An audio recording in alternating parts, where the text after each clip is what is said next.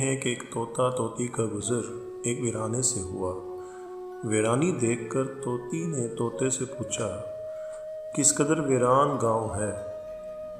तोते ने कहा, हाँ लगता है जैसे यहाँ किसी उल्लू का गुज़र हुआ है।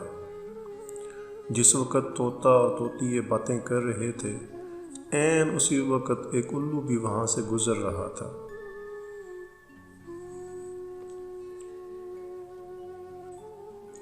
उसने तोते की बात सुनी और वहाँ रुककर उनसे मुखातिब होकर बोला, तुम लोग इस गांव में मुसाफिर लगते हो, आज रात तुम लोग मेरे मेहमान बन जाओ, साथ खाना खाओ।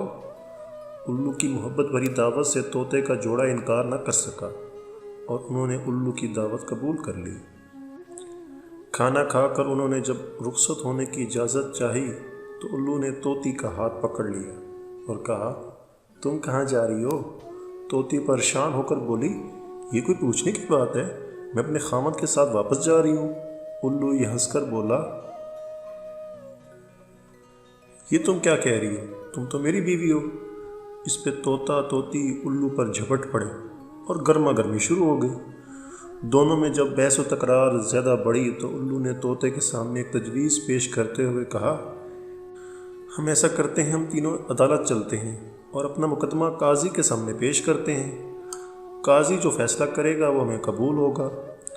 उल्लू की तजवीज़ पर तोता और तोती मान गए और तीनों काजी की अदालत में पेश हो गए। काजी ने अदालत में उल्लू के दलाइल सुनकर उल्लू के हक़ में फ़ैसला दे दिया और अदालत बर्खास्त कर दी। तोता इस बेइंसाफ़ी पर रोता हुआ चल दिया तो उल्लू ने उसे आवाज़ दी और कहा, भाई अकेले कहाँ जाते हो, अपनी बीवी को साथ लेते जाओ।